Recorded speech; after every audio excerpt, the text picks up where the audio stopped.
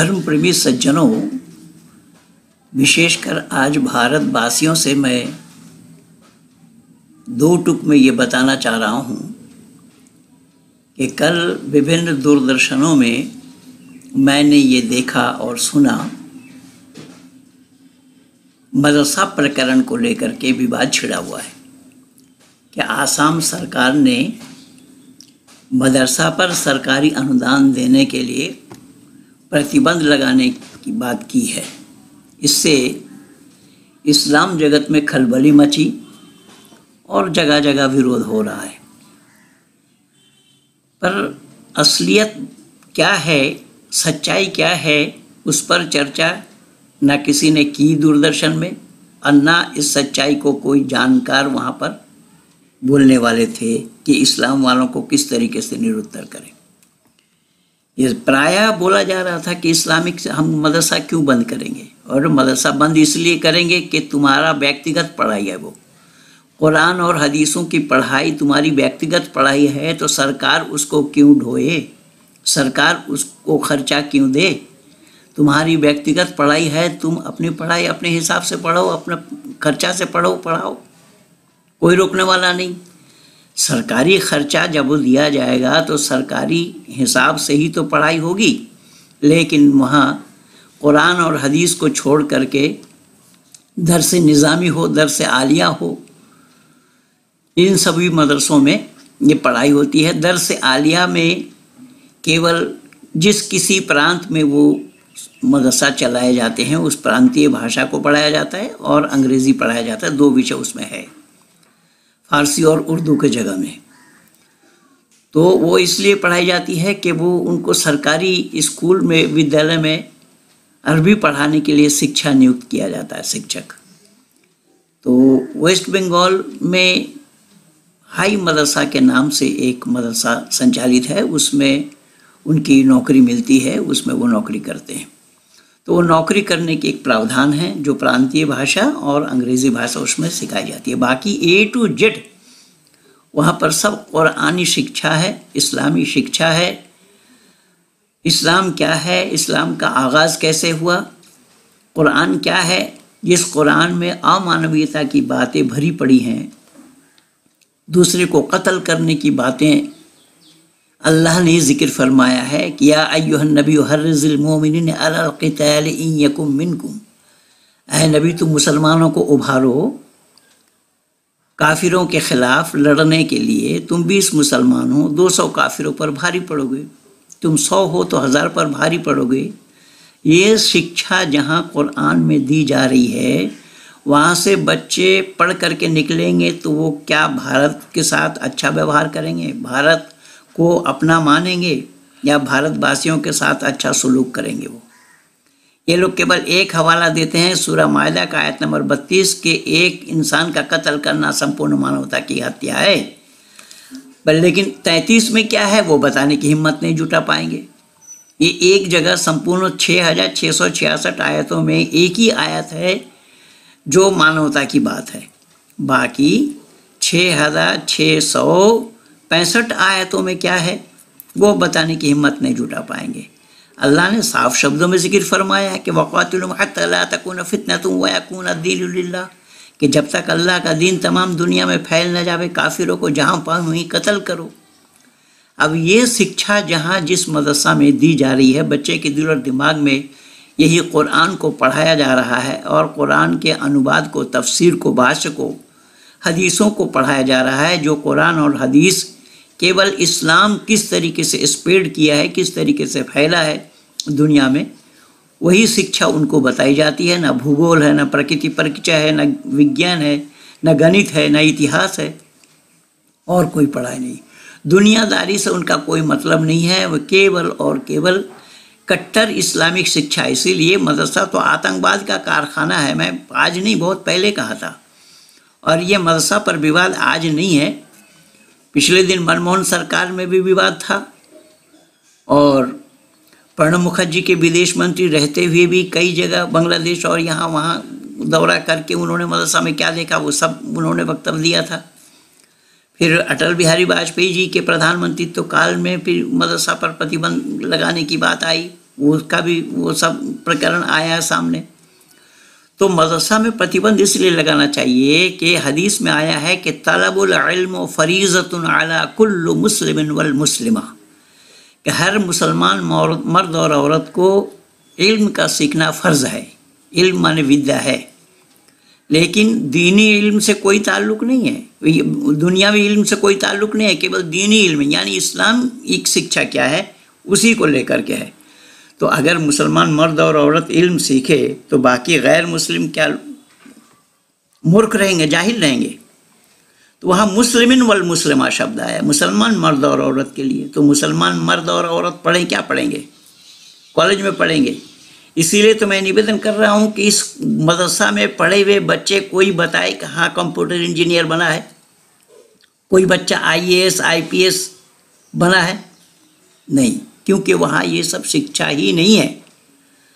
वहाँ ये शिक्षा देना इस्लाम में मना किया है। इसलिए जो छोटी सी किताब है जो तालीमुल इस्लाम, कई बार मैं चर्चा किया हूँ, जो 4 हिस्सा है, मौलाना किफ़ायतुल्लाह साहब ने लिखा है इस पुस्तक को, और सवाल जवाब के रूप में है। उसमें पूछा गया है तुम कौन हो, यानी मज़हब के लिहाज से तुम्हारा नाम क्या है?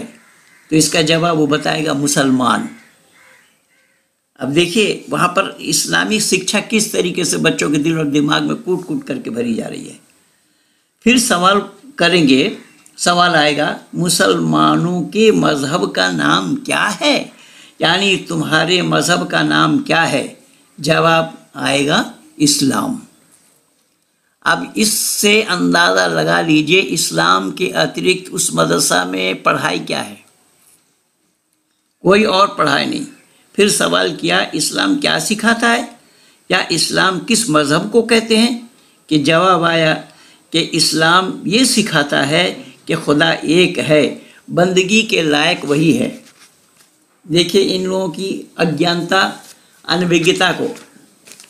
खुदा एक है, बंदगी के लायक वही है, और हज़रत मोहम्मद मुस्तफ़ा सल्लल्लाहु अलैहि वसल्लम खुदा के बंदे और उसके रसूल हैं, और कुरान शरीफ खुदा ताला की किताब है। इस्लाम सच्चा दीन है, दुनिया व आखिरत की तमाम भलाइयाँ और नेक बातें इस्लाम सिखाता है। इसका मतलब ये हुआ कि बच्चों के दिल में, दिमाग में आप ये भर रहे हैं कि इस्लाम के सिवा दुनिया में और किसी कोई मज़हब ठीक नहीं है, अच्छा नहीं है, किसी भी मज़हब को मज़हब नहीं माना जाएगा। कुरान भी कह रहे हैं इन्ना दीन इंदल्लाहिल इस्लाम, एक ही दीन है जिसका नाम इस्लाम है, और ये सच्चा दीन बताया गया। जबकि आज 37 वर्षों से मैं ताल ठोक रहा हूँ कि इसको सिद्ध नहीं कर पाया, ना कुरान को कलामुल्लाह सिद्ध कर पाए। जो आया वो मुंह के बल गिरा कि दुनिया व आखिरत की तमाम भलाई और नेक बातें इस्लाम सिखाता है, ये बता रहे हैं। तो इस्लाम के अतिरिक्त जितने भी हैं वो पाप रूपी बातें सिखाती हैं। जब नेक बातें केवल इस्लाम सिखाती है या सिखा रहा है या इस्लाम सिखाता है, तो इसका मतलब ये हुआ कि बाकी जितने भी मज़हब हैं वहाँ सब गलत बातें सिखाई जाती है। अब ये अल्लाह एक है बताया, अल्लाह एक है, ये कब से जाना मुसलमानों ने? जब से मोहम्मद आया तब से जाना। इससे पहले अल्लाह एक है किसी ने जाना क्या? लेकिन दुनिया बनने के साथ साथ ईश्वर एक है। एको देवा सर्वभूतेषु गुणा सर्वव्यापी सर्वभूतांतरात्मा वेद में आया है। वेद में आया है परमात्मा एक है, परमात्मा अद्वितीय है, न द्वितीयो न तृतीयो चतुर्थ न उच्यते, न पंचम न षष्ठः सप्तम न उच्यते, न अष्टम न नवम दसम न। ये 1 से लेकर के 10 तक गिनाते हुए कहा कि ऐ दुनिया के लोगों, वो परमात्मा एक है। वो कौन है? ओम य आत्मदा बलदा यस्य विश्व उपासते प्रशिशम यस्य देवः यस्य छायामृतम यस्य मृतु कस्मै देवाय विशा विदेम।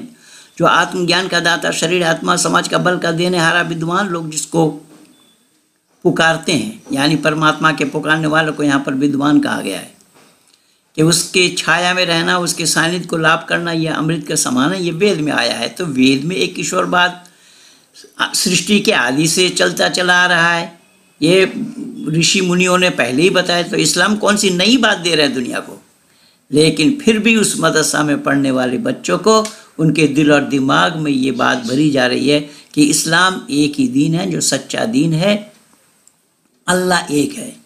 अल्लाह एक है, लेकिन अल्लाह एक इस्लाम में नहीं है। मोहम्मद को हटा करके दिखाए कोई इस्लाम का जानकार। तो ला इलाहा इल्लल्लाह तक तो हम भी बोल रहे हैं कि नहीं है कोई उपासक एक ईश्वर को छोड़कर। ये कहता कहता कोई मुसलमान की ज़ुबान से झाग निकल कर अगर वो मर भी जाएगा तो वो मुसलमान नहीं कहला सकता जब तक कि वो मुहम्मदुर रसूलुल्लाह ना कह ले, मोहम्मद को अल्लाह का रसूल ना मान ले। मोहम्मद का नाम अल्लाह के नाम के साथ जुड़ा हुआ है। यानी अजान से लेकर के संपूर्ण नमाज के अंदर में जितनी बार अल्लाह का नाम नहीं लिया गया उससे ज़्यादा बार मोहम्मद का नाम लिया गया है। कुरान खुद कह रहा है वातिउल्लाह वातिउर रसूल, इताअत करो मेरी और मेरे रसूल की। कुल इन कुंतुम तुहिब्बूना अल्लाह फत्तबिऊनी युहिब्बुकुमुल्लाह व यग़फिर लकुम ज़ुनूबकुम अल्लाहु गफ़ूरुर रहीम। अगर कोई अल्लाह को पाना चाहता है पहले मोहम्मद को पाना पड़ेगा, अल्लाह के हबीब को पाना पड़ेगा। मोहम्मद को पाए बिना कोई अल्लाह को पा नहीं सकता। तो कहाँ एक अल्लाह है? अब इन्हीं बातों को वो मदरसा में पढ़ा रहे हैं। तो ऐसे मदरसा में पढ़े हुए बच्चे जब वो वहाँ से पढ़ करके निकलेंगे तो अरब के नक्शा उसके दिल और दिमाग में भरा गया है, बताया गया है, सुनाया समझाया गया है, तो क्या वो भारत के नक्शे के अनुसार काम करेंगे? इसीलिए मैंने बोला कि आतंकवाद का कारखाना है मदरसा, जिसमें आतंकवाद की शिक्षा दी जाती है। आतंकवादी कैसे बनाया जाए ये तालीम कुरान और हदीसों की है। केवल इस्लाम को छोड़कर और किसी को जीने का हक नहीं, ये इस्लामिक मान्यता है। और यही मान्यता जब आप मदरसा में पढ़ाएंगे तो क्या होगा? उसको सरकारी खर्चा से हम पढ़ाएंगे क्यों? उनको पढ़ना वो अपने खर्चे से पढ़ाए, सरकार क्यों खर्चा दे उसको? ये बहुत अच्छा कदम उठाया है असम सरकार ने। और भारत के सभी प्रांतीय सरकार को चाहिए सभी प्रांतों में संचालित मदरसा पर प्रतिबंध लगे। और लगने का कारण यही है, आप लोगों को भी ये पता होना चाहिए, 1928 में रशिया के अंदर में मदरसा पर प्रतिबंध लगा था। तो भारत सरकार को भी चाहिए। भारत सरकार ने तो 100 करोड़ रुपया मदरसा को देने के लिए बोला है। उस समय में मैं विरोध किया। मनमोहन सरकार के काल में जब मदरसा पर विवाद हुआ उस समय भी मैं लिखा, मैं बोला। अटल बिहारी वाजपेयी जी के सरकार में जब मदरसा पर विवाद हुआ उस समय में मैं बोला, लिखा। आज फिर मैं दो टुक में आप लोगों तक अपनी बातों को पहुंचाना उचित समझा। तो आप लोग मेरे इस वीडियो को ज़्यादा से ज़्यादा सुनिए, शेयर कीजिए, लाइक कीजिए, सब्सक्राइब कीजिए और आइकन बेल दबाना ना भूलना, जिससे कि हमारा ये राब्ता कायम रहे। धन्यवाद के साथ पंडित महेंद्र पाल आर्य। धर्म प्रेमी सज्जनों,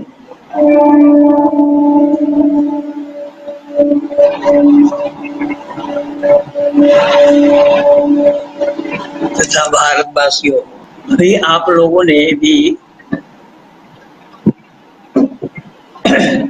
देखा और सुना होगा दूरदर्शन में माननीय मोदी जी ने, प्रधानमंत्री जी ने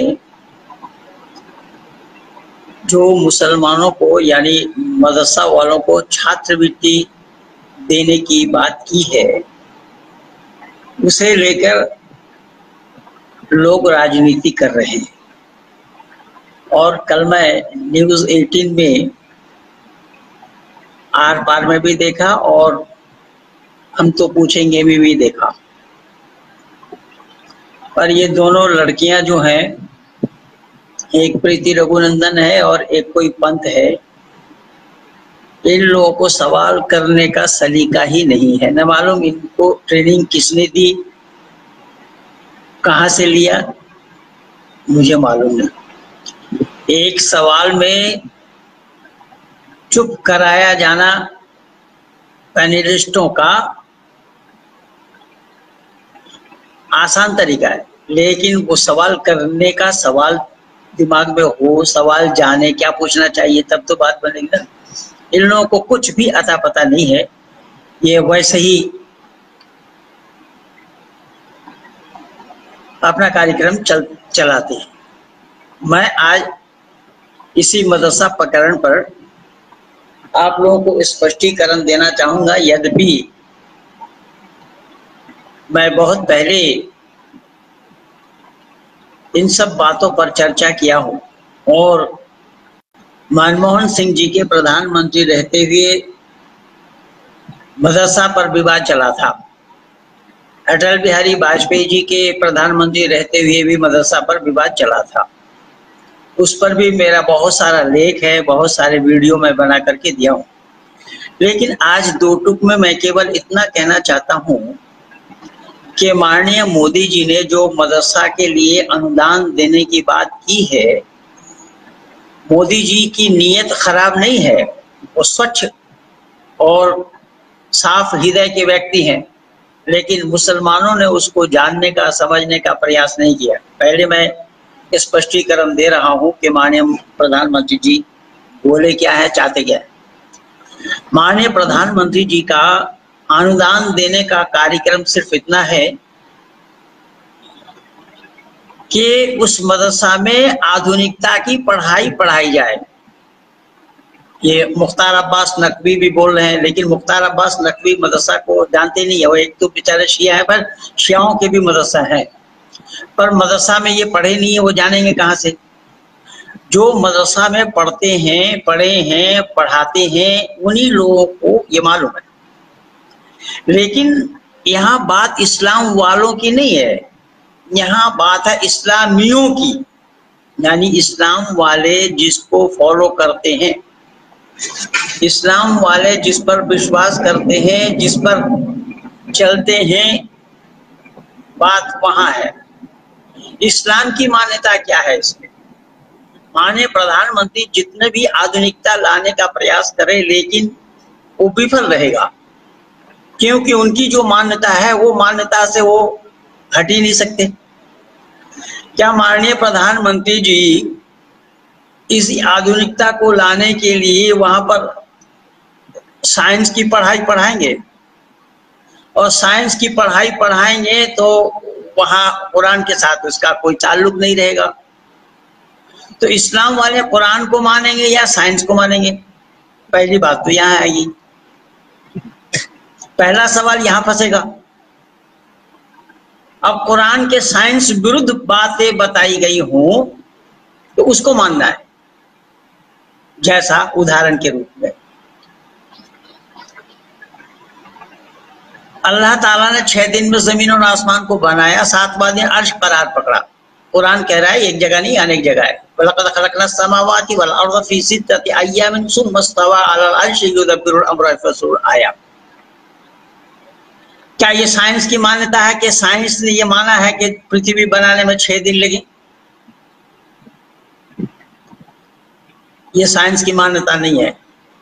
साइंस की मान्यता वेद अनुसार है। आकाशाद वायु, वायु अग्नि, अग्निरापः, ये बनाने का तरीका है, क्या क्या बनाया गया।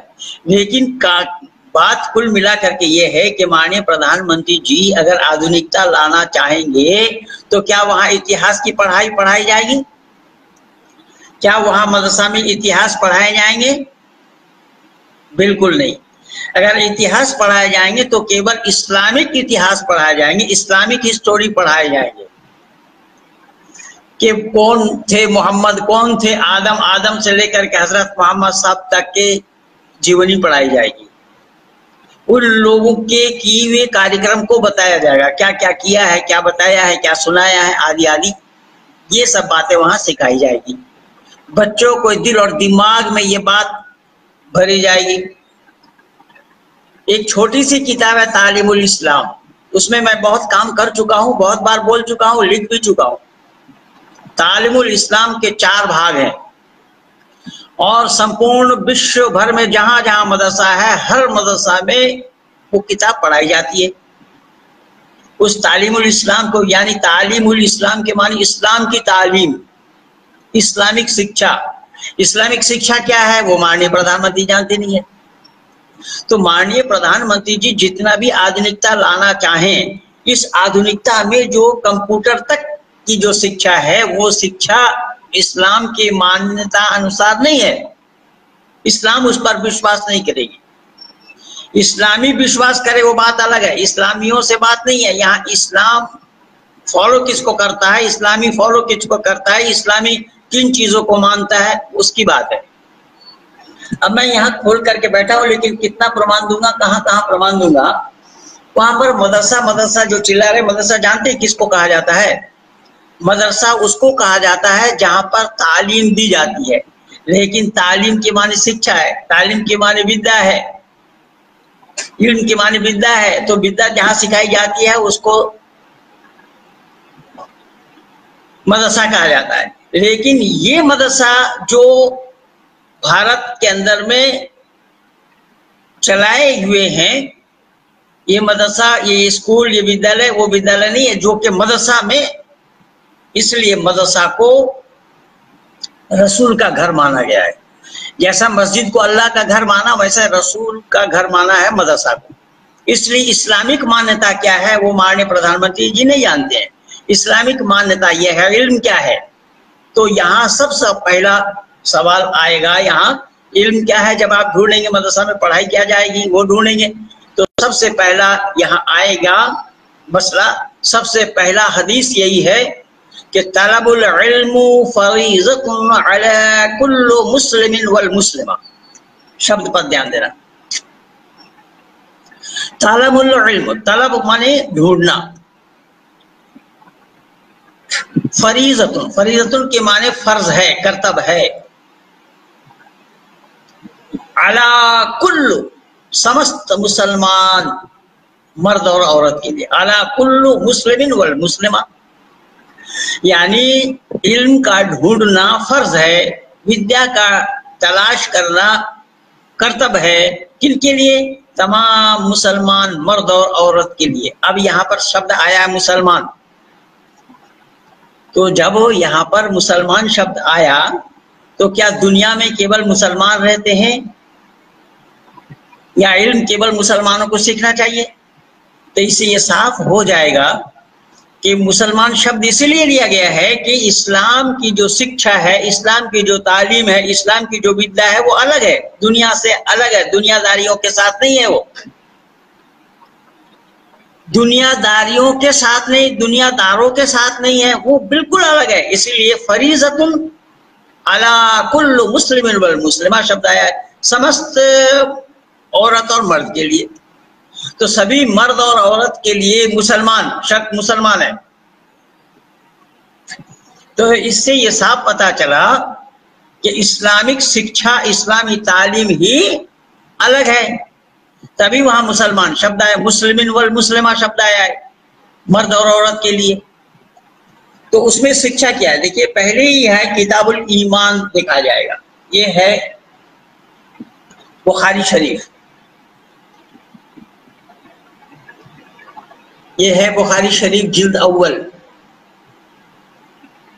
देख लीजिए, उर्दू में ही है, अरबी उर्दू ये किताब है, अरबी उर्दू तर्जुमा है।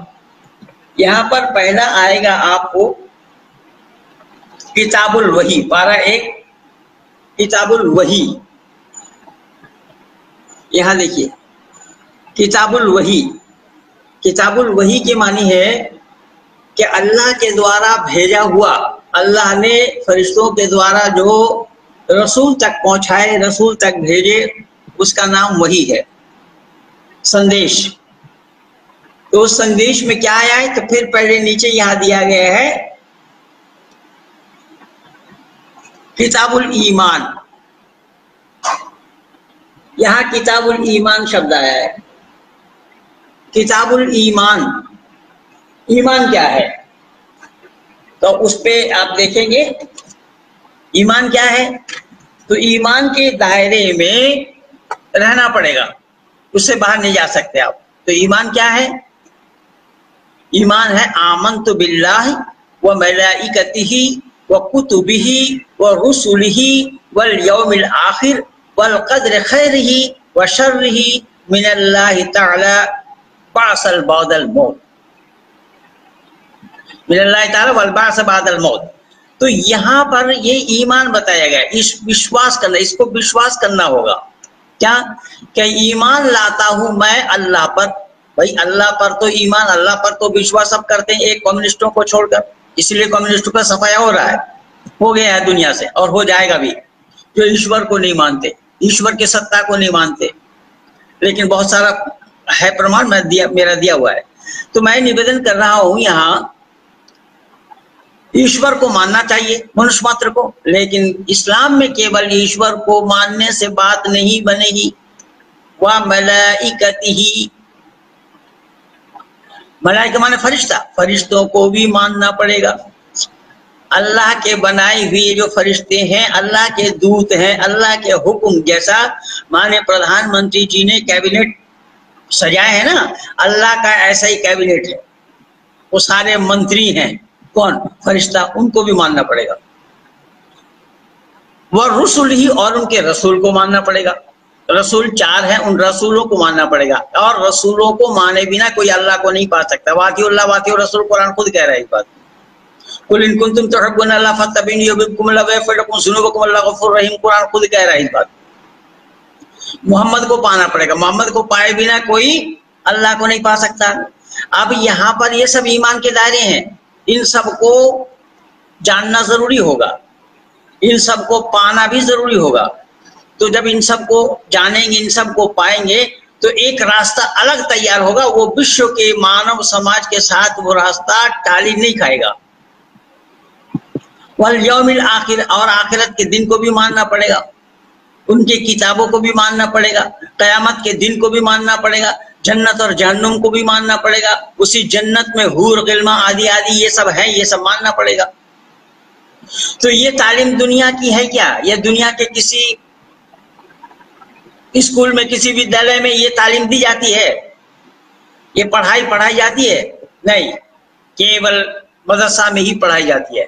तो जब मदरसा में छोटे छोटे बच्चों के दिल और दिमाग में आप वहां पर भेद डालेंगे, भेद करेंगे, भेद करके दिखाएंगे, तो वो आप कैसे बात बनेगी? देखिए, मैं भेद है कि नहीं है, मैं आज कुरान से ही दिखा देता हूँ। और ये भेद क्या है माननीय प्रधानमंत्री नहीं जानते और ना जानने का प्रयास किया, कि जानने का प्रयास करने को उनका कोई मतलब नहीं है। यहाँ आरएसएस के वो प्रचारक रहे हैं, लेकिन आरएसएस में ये तालीम नहीं है, आरएसएस वाले जानते भी नहीं है इस चीज को। आरएसएस वाले इस सच्चाई से कोसों दूर है, क्योंकि वो भी इस्लाम वाले जैसे ही है। जैसा उदाहरण के रूप में कल मेरे पास एक फोन आया था कि आप आरएसएस बोलते हैं धर्म नहीं जाने, धर्म जानता है तो आना सामने, मैं प्रमाण दे रहा हूं। जैसा इस्लाम वाले प्रत्येक वर्ष हज करने के लिए जाते हैं और शैतान को कंकड़ मारते हैं, लेकिन शैतान वहां नहीं है, एक पिलर गाड़ा हुआ है, उस पिलर को लक्ष्य शैतान समझ करके मार, शैतान है नहीं समझना पड़ेगा। अब बताइए, जो चीज नहीं है, मैं यहाँ लैपटॉप में बोल रहा हूँ, इस लैपटॉप को मैं अगर रेलगाड़ी समझ लूं तो क्या लैपटॉप का रेलगाड़ी बनना संभव हो जाएगा?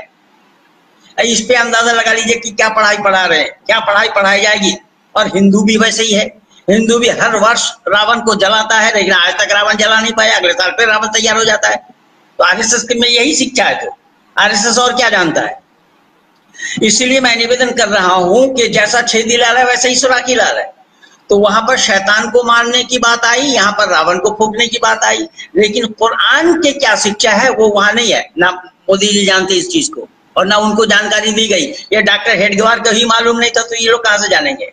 ये तो सारा गड़बड़ झाला गुरगुलवर करने किया है। फिर भी पहले तो कुछ बातें थी, लेकिन ये सारा मामला, मैं यहाँ कुरान का एक हवाला दे रहा हूँ, देखिएगा। सूरह तौबा की चर्चा प्राय लोग करते हैं, और कोई करे ना करे, हमारे बाबू धर्मवीर जी पहलवान जी जरूर करते हैं कि सूरह तौबा आयत नंबर 5 पढ़ लो, और बहुत से लोग करते हैं। लेकिन सूरह तौबा आयत नंबर 84 और 85 की चर्चा मैं कर रहा हूँ। यहाँ अल्लाह ने क्या कहा है वो देखिएगा जरा, कि वला ताजिबका अमवालहुम व औलादहुम इन्नमा युरीदुल्लाहु अन युअज़्ज़िबहुम बिमा फिद दुनिया व तज़हक अंतुम व लहुम काफिरून। सूरह तौबा आयत नंबर 85। देखिए यहाँ पर क्या बताया गया है, और उनके मर जाने पर माननीय प्रधानमंत्री जी तक मेरी बात को पहुंचा दीजिए। जिस आधुनिकता लाने के लिए आप इतना अनुदान दे रहे हैं, आज तक गुरुकुल में जो संस्कृत की पढ़ाई हो रही है, संस्कृति की पढ़ाई हो रही है, राष्ट्र की पढ़ाई हो रही है, राष्ट्रीयता की पढ़ाई हो रही है, उसमें 2 पैसे का अनुदान नहीं दिया गया। अब यहाँ क्या बोला गया देखिएगा, यहाँ क्या कहा गया है, और उनके मर जाने पर, किनके मर जाने पर? अल्लाह ने मुसलमानों को कहा कि काफिरों के मर जाने पर, भले ही तुम्हारे पड़ोसी क्यों ना हो, उनके मर जाने पर कभी उनके जनाजा में मत जाना। ओ दुनिया वालों, भेदभाव किसने किया है? झगड़ा किसने लगाया है? झगड़ा किनके द्वारा लगाया हुआ है? यहाँ मानव समाज के अंदर मानव समाज को किस तरीके से बांटा जा रहा है, मानव समाज को किस तरीके से बांटा गया है, ये है कुरान। अल्लाह ने क्या बोला? मत जाना और ना उनके कब्र के नजदीक जाना, क्योंकि वह तो अल्लाह तथा रसूल को नहीं मानते थे।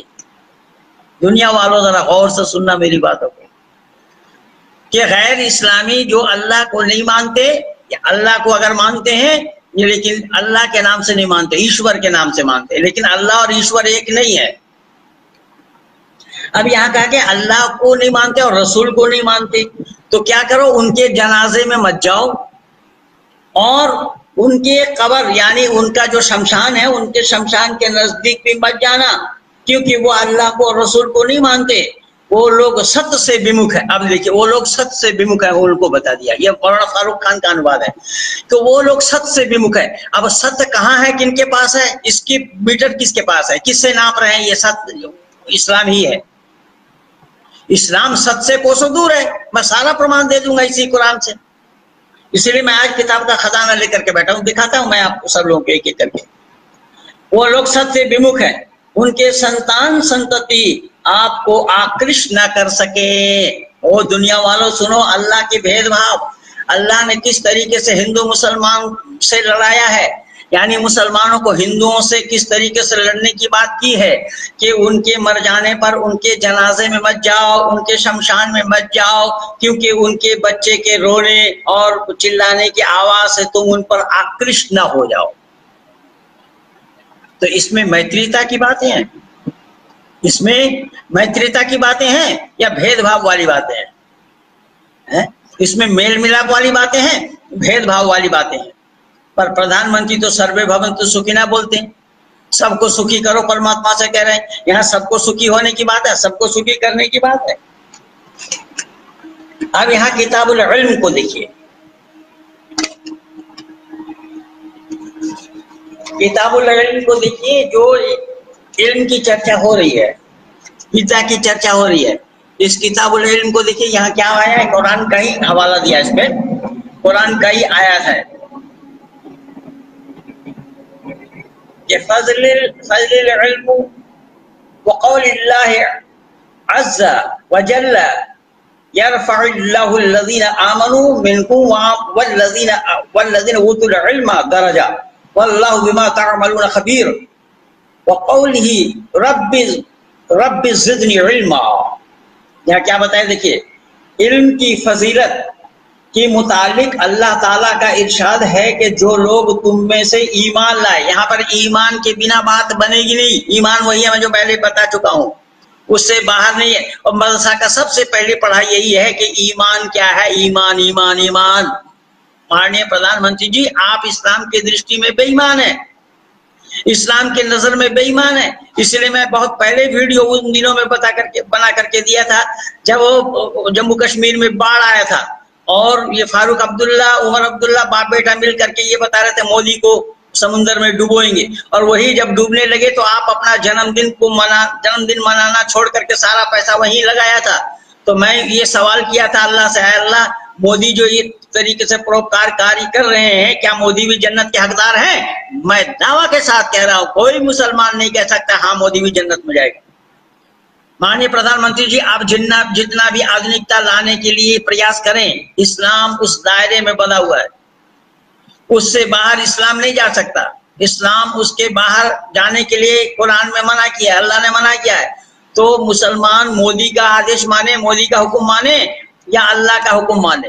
उन इस्लाम वालों से पूछिए जो इस्लाम वाले आज मोदी के पक्ष में बोल रहे हैं। बहुत से लोग हैं, यानी दिल से तो नहीं बोल रहे, जुबानी बोल रहे हैं। जुबानी बोले ना, उस जुबानी में ही तर्क करना चाहिए। कल वो असदुद्दीन ओवैसी के पार्टी के, जबकि ये इसका नाम क्या है, वो लखनऊ वाला है, वसीम बकार, वो उसको असदुद्दीन ओवैसी भी बोलना नहीं आता है। असदुद्दीन ओवैसी का नाम भी वो सही ढंग से बोल नहीं पाता, उसको उत्तर प्रदेश का प्रभारी बना रखा है, जिसको बोलने की भी सलीका नहीं है।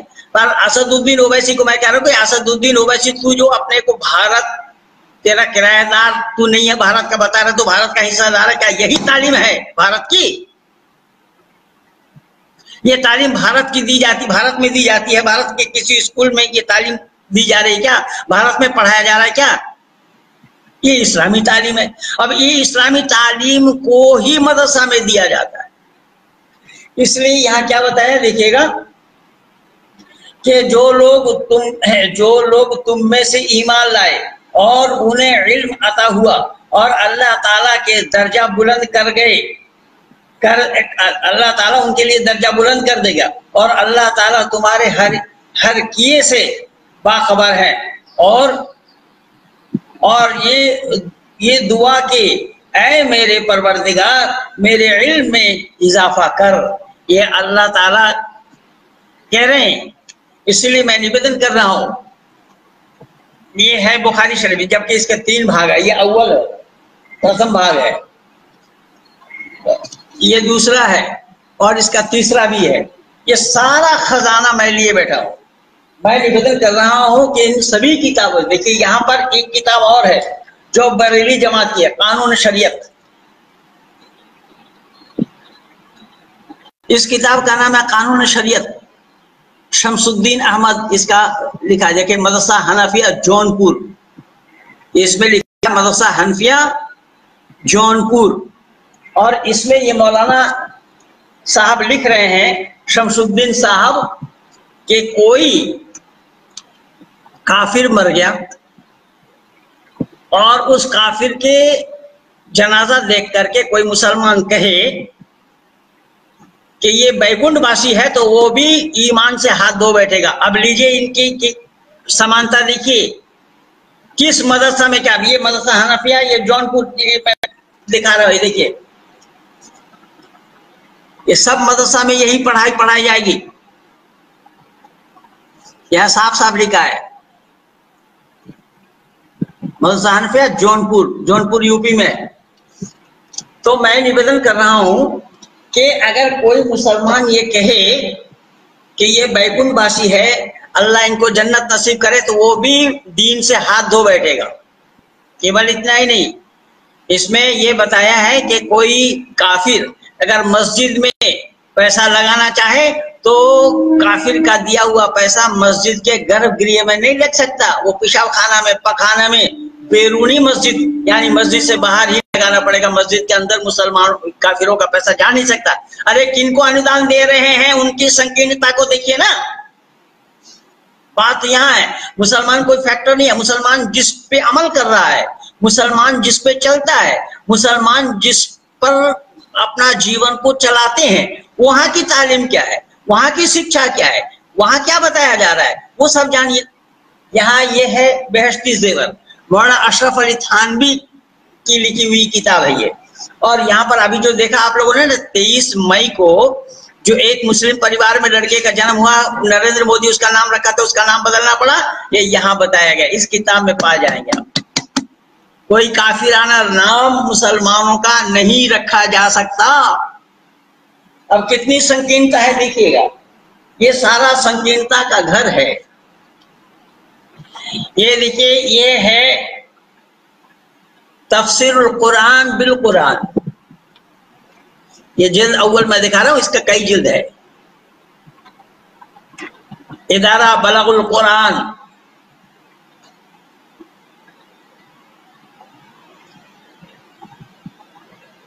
ये पाकिस्तान लाहौर की मदरसा का ही है, लाहौर में ये छपी है, उसका ये दिया जा रहा है, इंसुन आबाद लाहौर।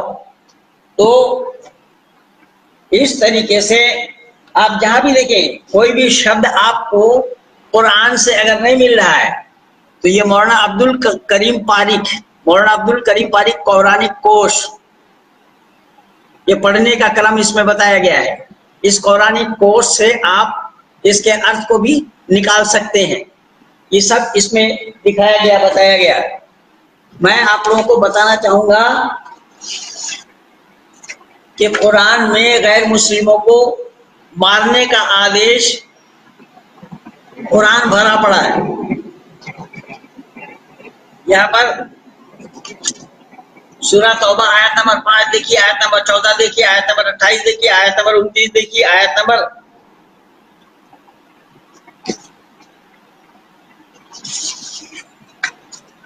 आयत नंबर 20 देखिए, आयत नंबर 29 देखिए, आयत नंबर 39 देखिए, आयत नंबर 73 देखिए, आयत नंबर 84-85 देखिए, आयत नंबर 65 देखिए।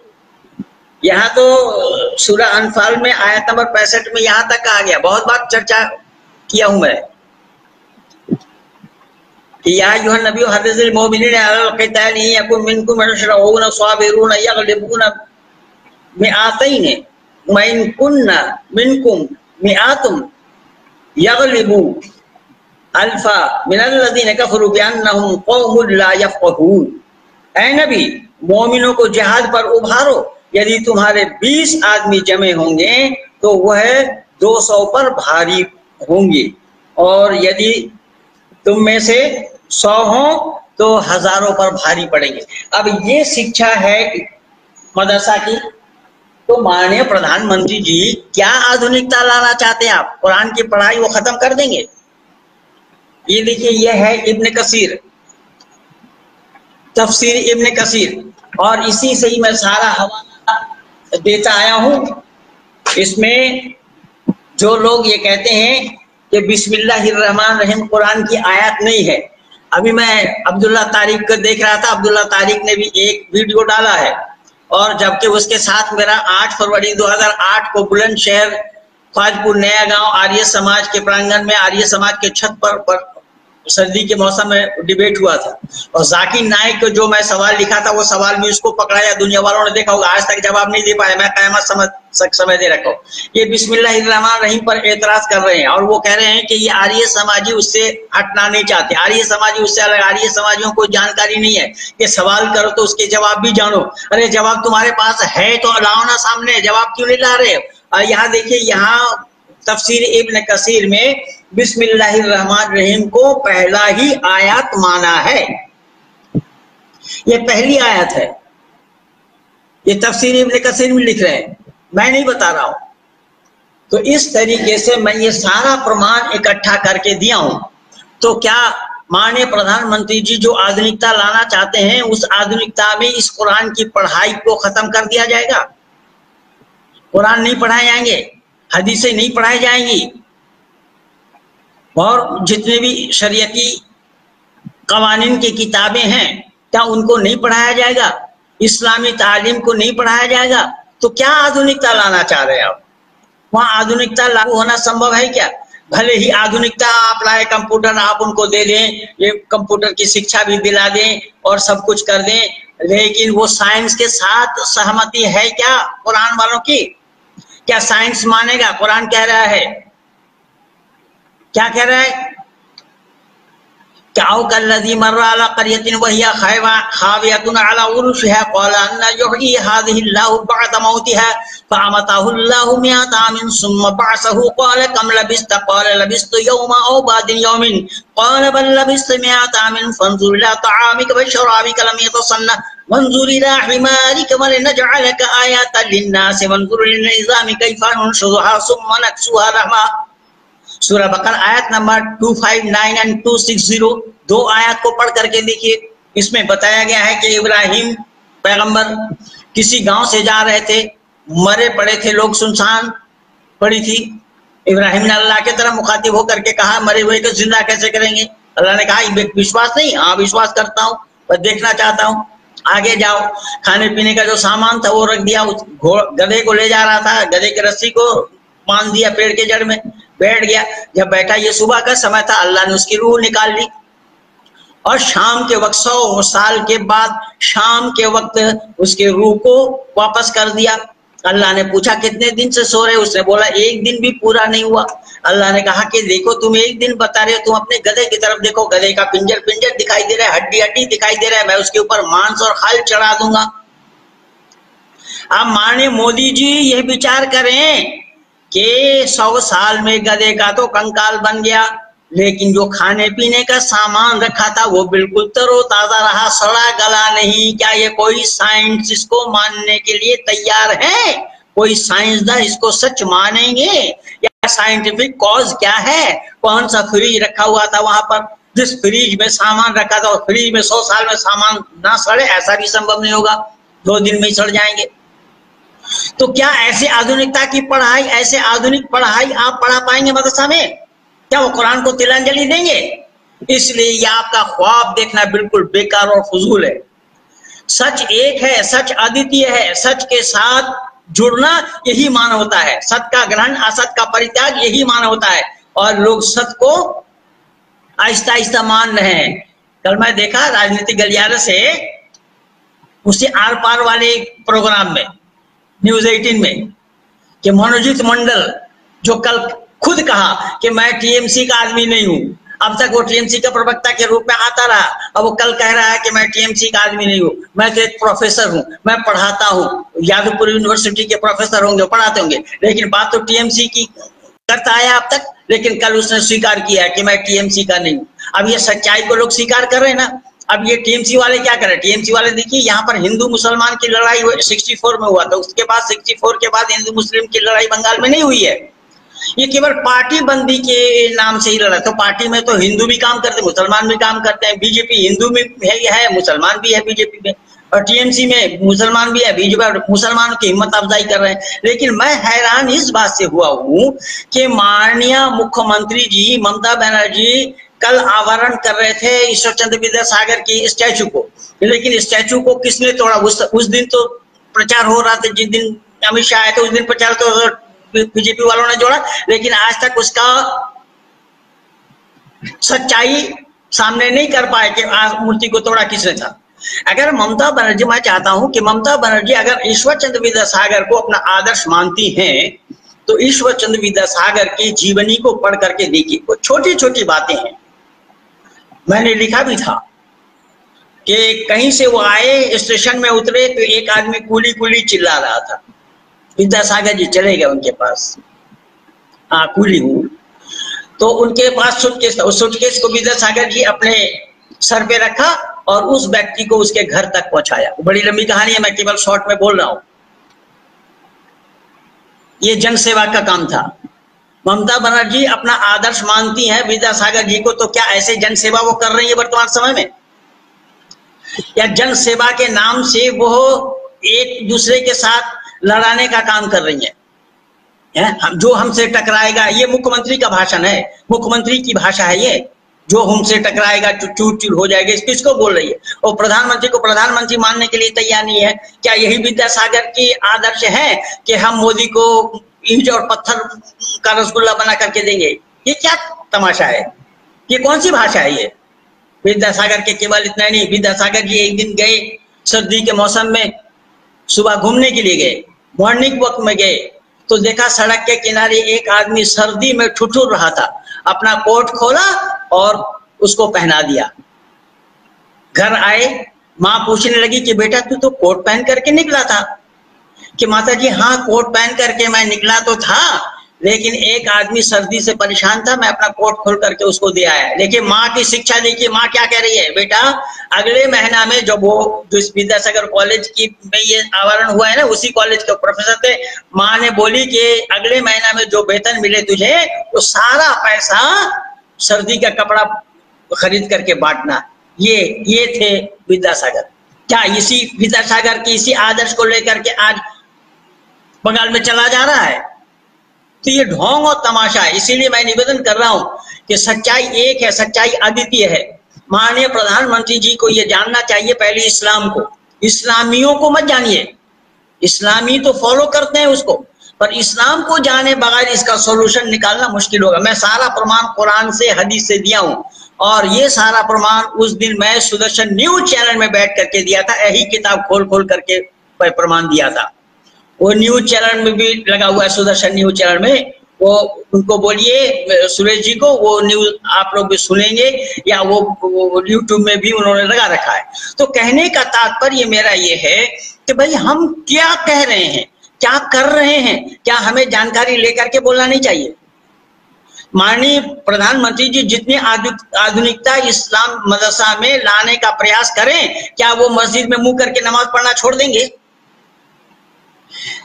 जबकि उधर पश्चिम नहीं है। माननीय प्रधानमंत्री जी जो योग के बारे में बात कर रहे थे, आप कल ये भी बता रहे थे कि सिद्ध आसन क्या है, साधु आसन क्या है योगासन में बता। क्या इस योगासन को इस्लाम स्वीकार करेगा? इस्लामियों स्वीकार करे वो बात अलग है, लेकिन इस्लाम में जायज नहीं, हराम है, कतई हराम है। केवल इतना ही नहीं, क्या माननीय प्रधानमंत्री जी उस आधुनिकता लाने में जो इस्लामी पर्व मना रहे हैं ये सारे लोग भारत में बैठ करके, क्या उनको बंद किया जाना, कराया जाना संभव होगा? क्या यही आधुनिकता है कि सड़क छेक करके नमाज पढ़े हो? ये कौन सी आधुनिकता की पढ़ाई होगी कि दूसरे का रास्ता रोक करके आप दूसरे को परेशान करें? ये आधुनिकता की पढ़ाई है क्या? लोग चांद तक पहुंच चुके हैं दिमाग के कारण, दिमागी विकास के कारण, दिमागी विकास करते हुए। क्या ऐसा ही दिमागी विकास इस्लाम में जायज है? वहां तो साफ कहा, कुल्लु मा जाअ बिही रसूल मिन इंदिल्लाह, रसूल ने जो बतलाया अल्लाह के तरफ से उसको बिना छानबीन किए मान लेना पड़ेगा। ये है मदरसा की पढ़ाई। मदरसा की पढ़ाई ये है, ज़ालिकल किताबु ला रैब फीह, कोई शक व शुबा की गुंजाइश नहीं इस कुरान के अंदर में। अगर कुरान में शक करेंगे, शक की बात है तो भी शक किया जाना संभव नहीं है। शक की बात क्या है वो मैं बता दिया हूं कि 100 साल में खाने पीने का सामान सड़ेगा गलेगा नहीं। ये कहाँ का साइंस है? कौन सा विज्ञान है ये? तो क्या विज्ञान की पढ़ाई, आधुनिकता की पढ़ाई वहां लागू हो रहा है या लागू कर पाएंगे आप? इसलिए बहुत दुखद स्थिति है कि जिस दौर से हम गुजर रहे हैं, हमारा ये दौर भारतवासियों के लिए खतरा से खाली नहीं है। हमें सत्य को धारण करना पड़ेगा, हमें सत्य को जानना पड़ेगा। ऋषि व देव दयानंद की यही मान्यता रही। आर्य समाज के चौथा नियम में लिखा है कि सत्य के धारण करने में और असत्य को छोड़ने में सर्वदा उद्यत रहना चाहिए। इसको मैं अरबी भाषा में बोला हूं, खुदू माँ सफा वर्गा माँ कजर। इसलिए मैं आज ये बताना चाहूंगा कि शरीफ आदमी का पहचान क्या है। ये असदुद्दीन ओवैसी शरीफ आदमी नहीं है, या उसके पार्टी जो ये मुसलमानों को भड़काने का काम करे वो शरीफ आदमी नहीं है। शरीफ आदमी का पहचान क्या है? मैं अरबी जुबान में बोल रहा हूं कि शरफुल इंसान बिल इल्म वल अदब ला बिल माल वन नसब। शरीफ आदमी की पहचान उसके इल्म और उसके बर्ताव से है, उसके धन दौलत रुपया पैसा खानदानी वजाहत से नहीं है।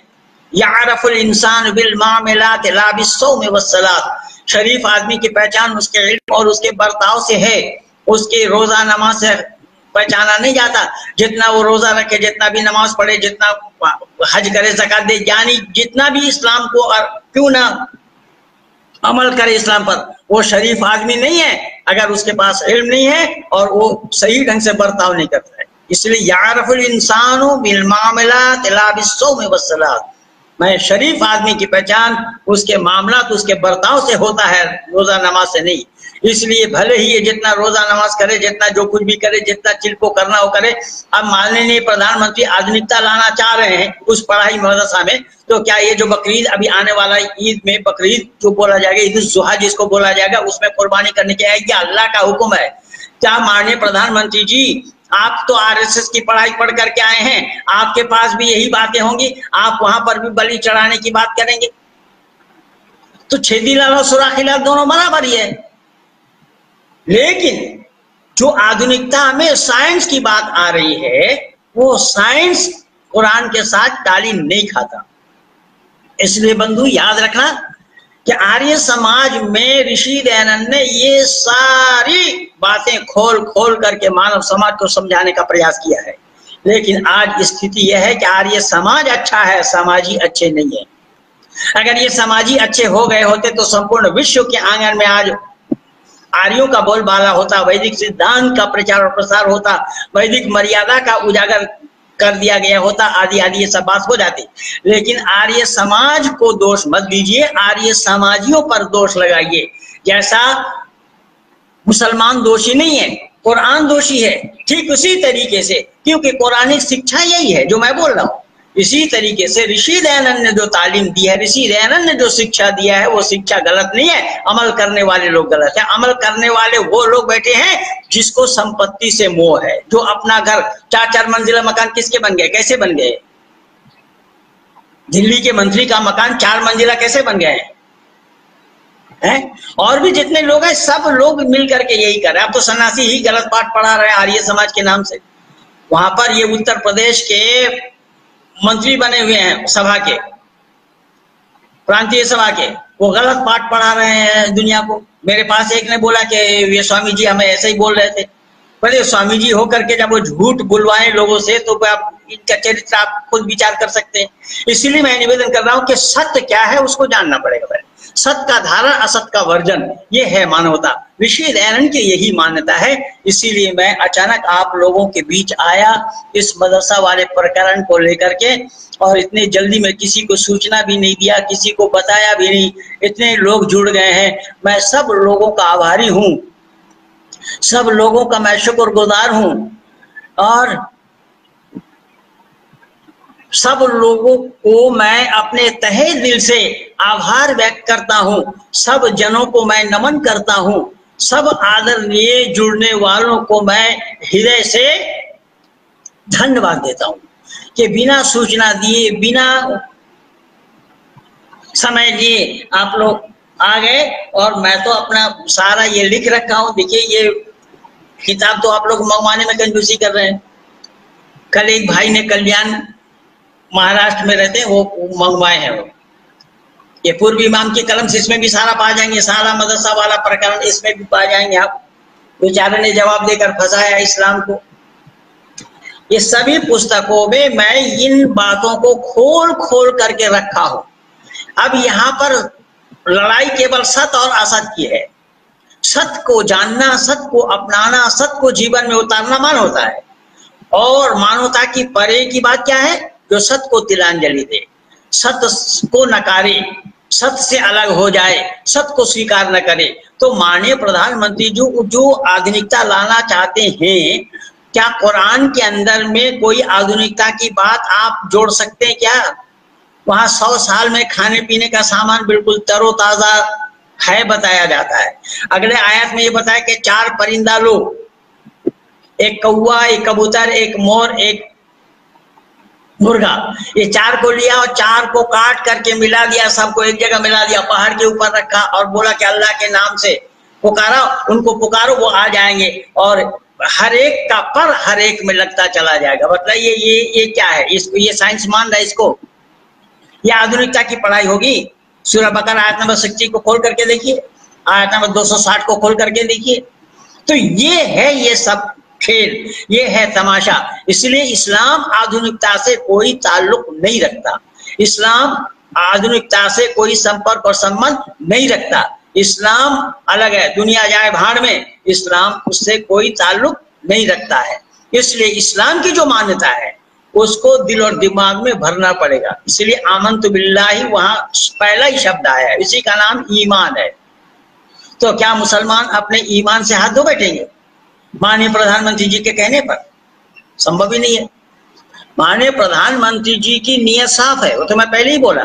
उनका उद्देश्य अच्छा है कि आधुनिकता की पढ़ाई भी पढ़ लें इस मदरसा में, लेकिन आधुनिकता की पढ़ाई जब आप मदरसा में पढ़ाने जाएंगे, लेकिन कुरान की पढ़ाई को तो अलग करके पढ़ा नहीं पाएंगे।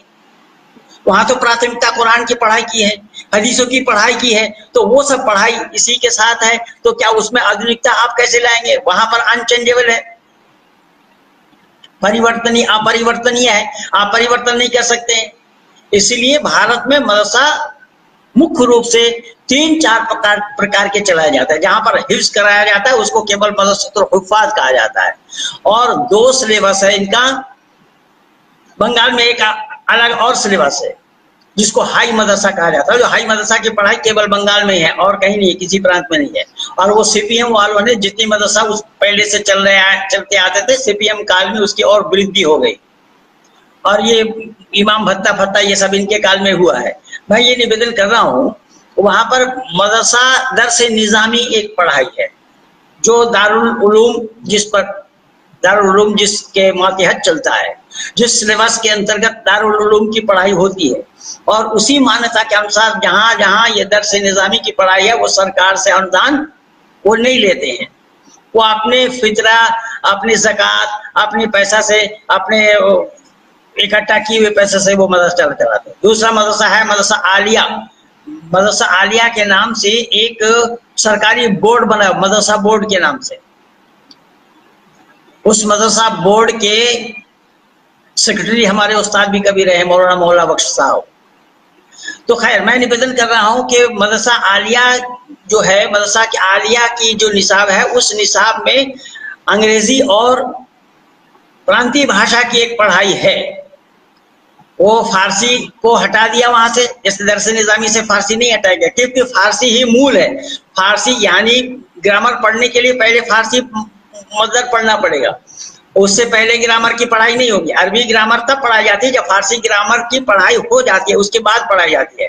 इसीलिए वो, लेकिन दरस आलिया में वो फारसी हटा दिया गया, उर्दू भी हटा दिया गया, प्रांतीय भाषा और अंग्रेजी ये दोनों वहां रखा गया है। तो प्रांतीय भाषा जो आप पढ़ेंगे उसमें कोई उस तरीके की बात नहीं है।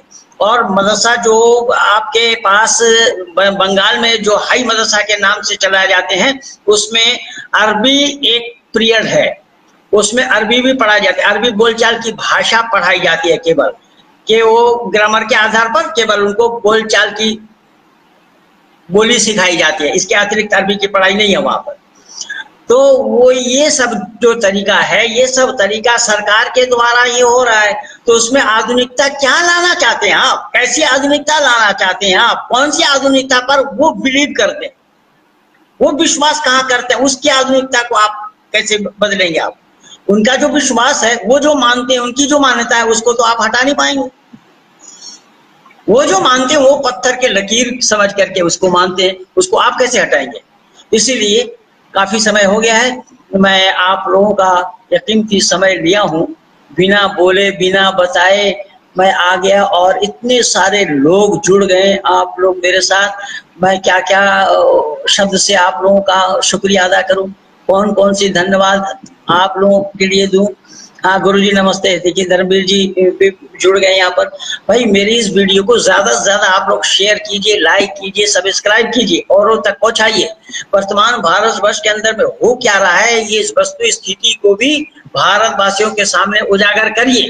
भारतवासी भी जाने सच्चाई को कि माननीय प्रधानमंत्री जो चाह रहे हैं वो इस्लाम की मान्यता है कि नहीं है। इस्लाम की मान्यता अगर नहीं है और आप चाह रहे हैं, उनको अनुदान देने जा रहे हैं, आप तो उनको अनुदान, आप तो अभी जहाँ गए थे वहां पर तो आपने मदरसा बनाने की बात करके आए। वहां मनमोहन सिंह पिछले दिन सरकार में थे, प्रधानमंत्री थे, उन्होंने अफगानिस्तान में मदरसा हबीबिया खोल करके आया। तो भारत सरकार पैसा दे रही उनको, भारत सरकार के पैसे से भारत विरोधी पढ़ाई वहां पर पढ़ाई जा रही है। किसी ने पूछ उठा करके नहीं देखा कि वहां पर पढ़ाया क्या जा रहा है, वहां की पढ़ाई क्या है। तो भारत, क्योंकि इस्लाम में तो मना है, जब उसके जनाजा में जाने तक के लिए अल्लाह ने मना किया। मैं तो ये पढ़ करके दिया हूं आप लोगों को, सूरह तौबा आयत नंबर 84-85 को पढ़िए। वहां पर जब अल्लाह ने मुसलमानों को मना किया कि काफिरों के जनाजे भी मत जाओ, उनके बच्चे के रोने पीटने से तुम उन पे कहीं आकर्षित ना हो जाओ। अब बताइए इससे ज्यादा व्यवस्था मानव समाज में फैलाने वाली बात और कौन सी हो सकती है? मानव समाज के अंदर में ये अदावत वाली बात, बांटने वाली बात, मानव समाज को एक दूसरे से दुश्मनी सिखाने के बाद ये कुरान के सिवा और कहाँ है? पर हम तो मैत्रीय, क्योंकि आत्म सर्वभूतेषु वेद कहता है समस्त आत्माओं को अपनी आत्मा के समान जानना। तो समस्त आत्माओं को अपनी आत्मा के समान जानने वाला ही मानव कहलाएगा, न कि पशु के गले में छुरी चलाने वाला मानव कहला सकता है। ये सब पाठ सब लोगों ने गलत पढ़ा। देखिए मर्यादा पुरुषोत्तम राम के नाम से पाठ गलत पढ़ा, योगेश्वर कृष्ण के नाम से पाठ गलत पढ़ाया गया, और हनुमान जी के नाम से भी पाठ गलत पढ़ाया गया। जिस हनुमान जी संस्कृतज्ञ विद्वान, संस्कृत बोल रहे हैं, उतनी अच्छी संस्कृत तो मर्यादा पुरुषोत्तम राम के भी नहीं देखा, मैंने नहीं सुना। जो संस्कृतज्ञ विद्वान है हनुमान जी, और उस हनुमान का पूंछ लगा करके जानवर बना दिया है। उनकी माता अंजनी थी, कौन ऐसी माँ थी जो हनुमान संतान पैदा किया? आज क्यों नहीं कर रहे? अगर ये करे डार्विन की थ्योरी आप लोग मानते हैं कि बंदर से आदमी बन गया, तो आज तो बंदर बंदर है, आज के बंदर आदमी क्यों नहीं बन रहे? जब आज नहीं बन रहे तो पहले भी नहीं बना था। ये बेकार और फजूल की बातें हैं, झूठ यानी तालीम ही गलत दी जा रही है। इसलिए मैं निवेदन कर रहा हूं कि पवन, उनको पवन पुत्र कहा गया। पवन की माने हवा मत समझिएगा, ये लोग तो हवा समझ बैठे। ये आरएसएस में यही पढ़ाई पढ़ाई जाती है।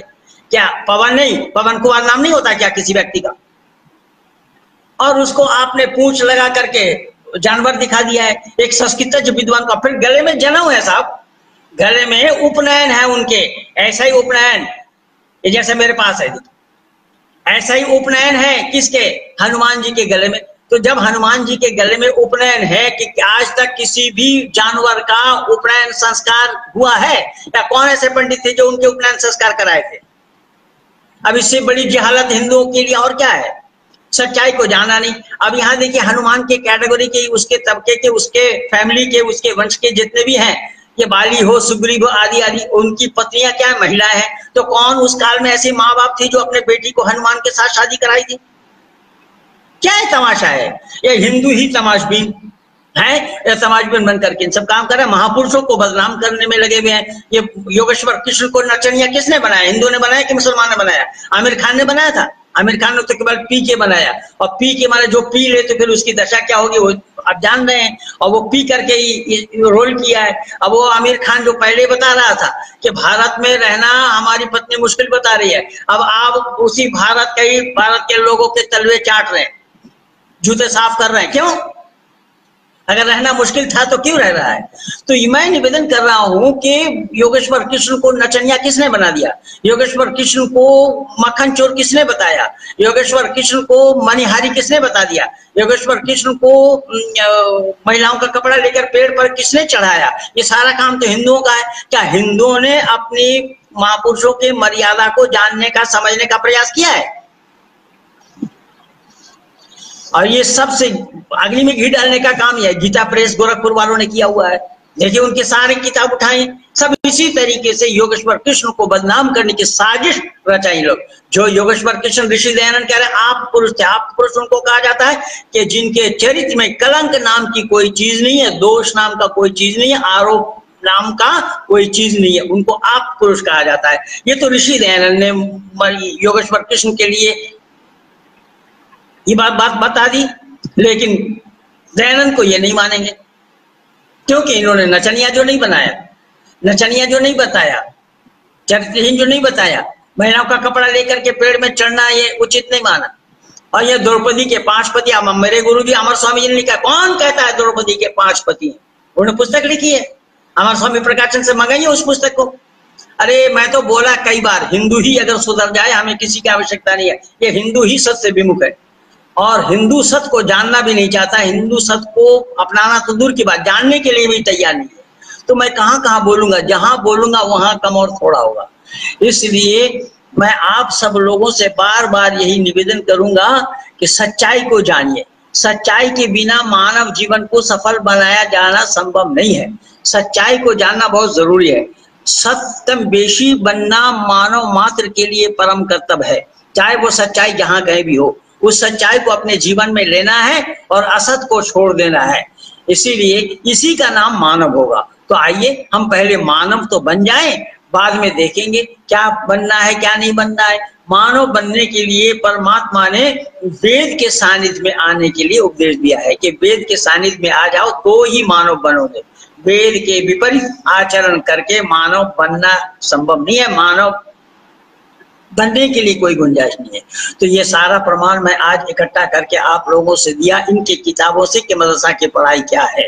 इन मदरसा की पढ़ाई क्या है इसको भली भांति आप लोग भी जानने का प्रयास करें। इंटरनेट में खगालिए, वहां दर्स निजामी, सिलेबस ऑफ दर्स निजामी लिखिए तो दर्स निजामी के जो सिलेबस है, कौन कौन सी पुस्तक पढ़ाई जाती है वहां पर आप पा जाएंगे। दर्स आलिया के सिलेबस क्या है वहां पढ़ा इंटरनेट पे पा जाएंगे। अब तो सारा आसान हो गया काम। इसलिए देखिए उनको क्या क्या पढ़ाई पढ़ाई जाती है, वहां पर कौन कौन सी किताबें पढ़ाई जाती है, उसकी मान्यता क्या है, वो क्या पढ़ा रहे हैं। तो बच्चों के दिल और दिमाग से लेकर के 10-12 वर्ष तक जब आप उनके दिमाग में अरबी स्थान, अरबी मुल्क, अरबी भाषा, पैगंबर, रसूल, अल्लाह, मोहम्मद, ये सब उनके दिमाग में भरेंगे तो वो वहां से पढ़ने के बाद क्या भारत के नक्शा के अनुसार काम करेगा? संभव ही नहीं है। इसीलिए वेद में आया है कि नाना पंथा विदते आए आए, एक ही रास्ता सही है, सही और सच्चा रास्ता केवल एक है, अनेक रास्ता सही नहीं है। इसलिए राम कृष्ण परमहंस देव ने सरासर गलत बोला कि जो तो मत तो बहुत, उन्होंने बोल दिया कि सब रास्ता एक है। नहीं, सब रास्ता सही और सच्चा रास्ता केवल एक होता है, वो वेद कह रहा है। अब वेद के खिलाफ रामकृष्ण परमहंस ने बोला, पर हिंदू उनके पीछे लट्टू है। कोई और हो या ना हो, बंगाल प्रांत के लोग, बंगाली लोग लट्टू है। विवेकानंद और ये आरएसएस वाले भी विवेकानंद को छोड़ नहीं पा रहे। जब विवेकानंद का पाठ सारा गलत पाठ है, दयानंद जो सच्चा पाठ पढ़ाया वो आरएसएस वालों ने सच्चाई को स्वीकार करने के लिए तैयार नहीं है। तो ये सारा काम हो रहा है। इसीलिए हमारा ताल्लुक केवल सत्य से है। सत्य को जानना, सत्य पर अमल करना, सत्य को अपने जीवन में उतारना, यही मानवता है। तो मैं और अधिक समय न लेता हुआ यहीं पर ही अपने वाणी को विराम दे रहा हूँ। आप सब लोगों को बहुत बहुत धन्यवाद। बहुत सारे लोग जुटे हैं, मालूम तो बन जाए गुरुजी, और बोले गुरुजी, और बोले पूरा बोले करें नौजवानों को। हाँ बिल्कुल, मैं तो कह ही रहा हूं कि नौजवानों को इस वेद के नजदीक आना पड़ेगा। नौजवानों को वेद के नजदीक आना एकमात्र रास्ता है, दूसरा कोई रास्ता। नाना पंथा विदते आना एक परमात्मा का उपदेश है, ऋषियों के द्वारा हमें सुनाया है। ये अब्दुल्ला तारिक जो बोल रहा है, ये अब्दुल्ला तारिक जो बोल रहा है कि ये बिस्मिल्लाहिर्रहमानिर्रहीम, जो सवाल तो उठा दिया लेकिन उसका जवाब क्या खोजा नहीं। अब वो वेद से जवाब दे रहे हैं। अबे वेद क्या है, तू जानता है वेद ने परमात्मा की वाणी, ये परमात्मा बोल करके भेजा है, जैसा कुरान भेजा है? नहीं, परमात्मा ने ऋषियों के हृदय में प्रकट कराया जाए। हम जो सुनते हैं, जो बोल रहे हैं, ये सब ऋषियों के बोले हुए हैं, ऋषियों ने बोला है, ऋषियों से बुलवाया है परमात्मा। और वहां अल्लाह डायरेक्ट बोल रहे हैं, अल्लाह से डरो, अल्लाह से डरो। अल्लाह क्यों कहने जाएंगे अल्लाह से डरो? अल्लाह ये नहीं कहेंगे हमसे डरो। आओ ना, नानी याद आ जाएगी, मैं पहले से ही बोल रखा हूं। और क्या तुम्हारा क्या हालात हुआ था 28 फरवरी 2008 को, तुम्हें मालूम नहीं है क्या? बकवास करने लगे हो। तुमने कई बोला था, झूठ बोला कि तुम हर हफ्ता आने के लिए तैयार है, आज तक नहीं आ पाए सामने, और ना आ पाओगे तुम सामने जिंदगी में।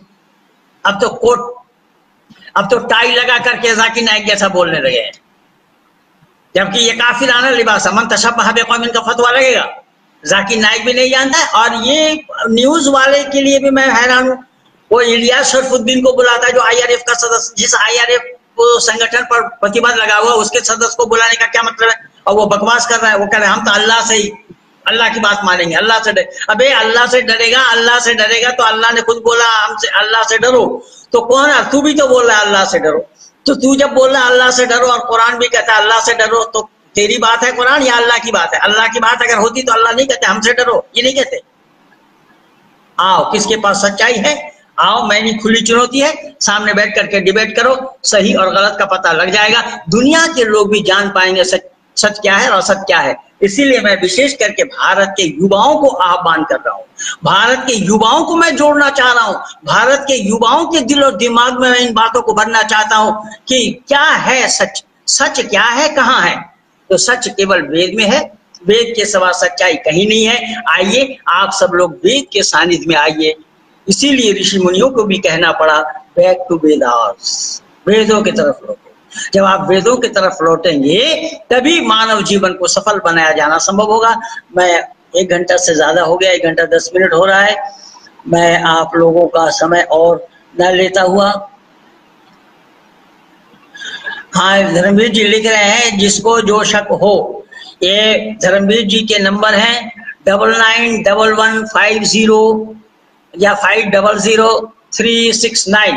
मैं दावा के साथ कह रहा हूं कि महेंद्र पाल से जो बात करना चाहता है तो इस नंबर पे बात करें और समय लें। डिबेट के लिए समय देना चाहते हैं, डिबेट के लिए समय लें इनसे, दिन तय करें, स्थान तय करें, विषय तय करें और स्टैम्प पेपर में लिखा पढ़ी पहले करें। हम हार जाएंगे तो हम सांगो पांग जिनसे हारेंगे उनके दिन को स्वीकार कर लेंगे, अगर वो हार जाए तो वो हमारे सत्य सनातन वैदिक धर्म को स्वीकार करेंगे। ये खुली चुनौती है। फिर मैं नंबर बता रहा हूँ। धर्मवीर जी पहलवान जी दिल्ली में ही रहते हैं, दिल्ली के प्राण जहां पर एम्स है, बिल्कुल एम्स के पीछे व्हाइट हाउस। किसी से भी पूछेंगे व्हाइट हाउस के बारे में लोग जानते हैं, इलाके के सारे लोग। और इनका नंबर मैं फिर बोल रहा हूँ 9911500369। इस नंबर पे संपर्क करें और अपनी इच्छा की पूर्ति के लिए या इच्छा को शांत करने के लिए डिबेट के लिए सामने आए। आपका स्वागत है। हम पलके बिछाए बैठे हैं आपके स्वागत के लिए। आप लोग आइए और इन किताबों को मंगवाएंगे तो इन किताबों से भी बहुत सी बातें आप लोगों की जानकारी के लिए मिल जाएगी। आप लोगों को बहुत सी जानकारी मिल जाएगी। लेकिन लोगों ने यहाँ पर तो कुछ असल में राजनीति में तस्लीमा नसरीन जो लिखी है ना लज्जा, उसमें कुछ भी नहीं है। मेरी एक पुस्तक का जो वजन है तस्लीमा नसरीन का पूरा शरीर का वजन भी उतना नहीं होगा। एक पुस्तक इतना वजनदार है, किसी भी पुस्तक को लीजिए। तो 6 पुस्तकें हैं। इस तरीके से मैं सभी पुस्तकों में इस्लाम को दर्शाया हूँ कि इस्लाम क्या है। तो मदरसा क्या है वो भी मैं दर्शाया हूँ, मदरसा की पढ़ाई क्या है वो भी मैं दर्शाया हूँ। इन पुस्तकों को भी मंगवाने का प्रयास करें। मैं नहीं करते करते फिर भी आप लोगों का समय ले लिया हूँ। मैं आप लोगों को नंबर बता दिया हूँ धर्मवीर जी का। धर्मवीर जी से आप लोग संपर्क करें और उनके साथ संपर्क करते हुए डिबेट करना चाहते हैं तो वो स्वागत करेंगे। आपके स्वागत के लिए हम तैयार हैं, पलके बिछाए हुए हैं। आइए, उसके लिए जो शर्तें हैं वो शर्त के लिए पहले लिखा पड़ी हो, स्थान का निर्धारण, विषय का निर्धारण, स्थान का चयन आदि आदि, और हारने वाले जीतने वाले की बात को मान लेंगे। मानना पड़ेगा सबके लिए, हमारे अकेले के लिए नहीं, सबको मानना, यानी सत्य को सबको मानना पड़ेगा और असत्य को तिलांजलि देना पड़ेगा सबके लिए। ये है खुली चुनौती। तो इन्हीं शब्दों के साथ मैं अपने वाणी को यहीं पर ही विराम दे रहा हूं।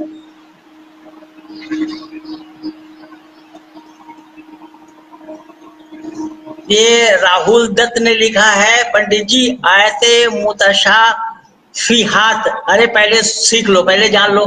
तुम लोग अनाधिकार चेष्टा क्यों करते हो? आयते मुतशाफिहात नहीं होता है, मुतशाभियात नहीं होता, मुतशाभियात लिखा है।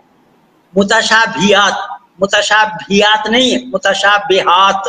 मुतशाबिहात माने इक्वालिटी, बराबरी। कौन सी आयत कहाँ किसी के साथ बराबरी किया है, यानी पुनरावृत्ति कहाँ हुआ है, मुतशाबिहात है। ये राहुल दत्त, तुमको कुरान से क्या मतलब? तुम क्या जानते हो कुरान का? कुरान का क्या जानते नहीं हो? मुतशाबिहात लिखा। तो ये सब अनाधिकार चेष्टा करते हैं। ऐसे ही मैं बोला है कि बहुत सी बातें ऐसी हैं जो अनाधिकार चेष्टा करने वाली। आशीष चौरसिया भी सब जगह अनाधिकार चेष्टा किया है, उसको मैं वो नहीं सिखाया जो वो बोल रहा है, उसमें बहुत गलत जानकारी दी है। और बहुत सी बातें ऐसी हैं जो जानने का प्रयास करेंगे तो भी नहीं जान पाए। जैसे एक छोटा सा उदाहरण दे रहा हूं। जैसे लोग कहते हैं आम बातें, ये उर्दू के शब्द है, फारसी के हैं दरअसल। आम बातें, आम आयन अलीफ मीम से लिखा जाता है। आम की माने होता है साधारण, और आप उसको हिंदी में लिखेंगे तो आम बातें लिखेंगे, आम के माने फल होगा, साधारण होगा। बड़ा आ और मां लिखेंगे आम, आम के माने होता है आम, आम फल जो इस समय फला हुआ है। तो ये आम नहीं है, वहां आम है, आम। और ये आयन कहां से पाएंगे हिंदी वाले? इसलिए बहुत सी बकवास ऐसे किए हैं लोगों ने, मैं नहीं कहता। एक तो मूर्खानंद बोलो 280 बार की नमाज बता रहा है और वो बिस्मिल्लाहिर्रहमानिर्रहीम से शुरू कर रहा है, जहां अपना ब्राह्मण टाइटल बता रहा है। पता नहीं क्या बात है, मैं नहीं समझ पाई। सारा अनाधिकार चेष्टा है। एक तो विद्वान और है, वो अपने को उर्दू शायर बताते हैं, और उर्दू शायर बताते हैं ये जो मैं बता रहा हूँ आयन हुर्फ हल्की है, हलक के अंदर से उच्चारण करो, कहते हमें उल्टी आ जाती है। अबे तू उर्दू के शायर का है क्या है? हुर्फ हल्की उच्चारण करने से तेरी उल्टी आ जाती है तो उर्दू के शायर का है क्या है? मूर्ख लोग, सब दुनिया में ये जंजाल है, ये सब कूड़ा करकट है, दुनिया वालों को बरकला रहे हैं। अभी एक का मुंबई में था कार्यक्रम, वहां पर भी जो बोला वो सब लोगों ने मेरे पास भेजा, 50 गलत जानकारी दिया है। तो खैर मेरा उद्देश्य वो नहीं है। मेरा उद्देश्य केवल सत्य का धारण, असत्य का वर्जन। सत्य कहाँ है उसका उजागर करना और युवा पीढ़ी को सत्य के साथ जोड़ना, ये मेरा परम कर्तव्य है। और मदरसा लेकर के जो विवाद चला हुआ है, मदरसा के तरफ लोग कह रहे हैं कि आतंकवाद क्या है? आतंकवाद की शिक्षा कुरान में है नहीं तो कहाँ है? वो मदरसा में ही तो आतंकवाद की शिक्षा है, इसलिए तो इस्लाम बना आतंकवाद। मैं लिखा हूँ बहुत पहले, जब अटल बिहारी वाजपेयी जी प्रधानमंत्री थे, जहां अमेरिका का 2 मेंशन उसामा बिन लादेन के द्वारा गिराया गया था, उस समय मैं लिखा था। कुरानी शिक्षा ही आतंकवाद है और आतंकवाद की शिक्षा ही कुरान है। तस्लीम में वो इस पे तबलीन सिंह ने लिखी थी कि कुरान का गलत इंटरप्रिटेशन और 4 महीना उसने कलम नहीं उठाई। मैं उसको लिखा तबलीन सिंह गलत जानकारी दे रहे, उसको कुरान का कहानी आता है। जबकि वो सरदारनी परिवार के शेर सिंह जो अपने पूर्वी उत्तर प्रदेश के पूर्वी दिल्ली के जो सांसद होते थे ना पहले, जो सरदार बन गए हैं, उन्होंने मुझे कहा कि पंडित जी ये तो सरदारनी लड़की है, सरदार की लड़की है, मुसलमान से शादी की है, अब मुसलमान के पक्ष में बोलो। तो खैर ऐसे अनेक ढूंढेंगे। ये देखिए ना, ये क्या बताया वो, ये आपके प्रमोद कृष्णन क्या जो नबी से प्यार नहीं करता वो हमारे नहीं है। अब बताओ इस हरामजादे को क्या उत्तर दिया जाएगा। और ये हिंदू है और पंडित के पुजारी है, पंडित के महंत हैं। ये महंताई, ये इनकी महंताई। अब नबी से क्या मतलब है? मतलब अल्लाह से होना चाहिए या नबी से होना चाहिए? तो ऐसे मूर्ख एक दो नहीं, हिंदुओं में ही है। हिंदू ही इनको संभाल नहीं पा रहे। इसलिए मैं बोला ना, पहले हिंदू ही सुधर जाए, बाकी सब सुधर जाएंगे। इसलिए मैं युवा पीढ़ियों को यही निवेदन करूंगा कि हिंदुओं को संभालो पहले। ये हिंदुओं को सच बोलना सिखाओ, हिंदुओं को सत्य पे अमल करना सिखाओ, हिंदुओं को सत्य के नजदीक ले आओ, हिंदुओं को सत्य पर अपने जीवन जीने के लिए प्रेरित करो। ये हिंदू ही सीख जाए सच्चाई को, अब किसी की आवश्यकता नहीं है। तो खैर बोलते बोलते बहुत हो गया है, 1 घंटा 18 मिनट हो गया है। मैं इन्हीं शब्दों के साथ पानी को विराम दे रहा हूँ। आप सब लोगों को पुनः नमस्ते करते हुए धन्यवाद करता हूँ। आप सब लोगों का बहुत बहुत धन्यवाद। मैं तहे दिल से, कुरान क्या है, कुरानी शिक्षा क्या है, मदरसा में क्या पढ़ाई जाती है, मदरसा का क्या पढ़ाई है, A to Z मैं आप लोगों को बताया है। और वैदिक संस्कृति क्या है, आधुनिकता क्या है, आधुनिक पढ़ाई क्या है, उसे भी मैं आप लोगों के सामने खोल करके रखने का प्रयास किया है। इस वीडियो को ज्यादा से ज्यादा शेयर कीजिए, लाइक कीजिए, सब्सक्राइब कीजिए, औरों तक पहुंचाइए। धन्यवाद।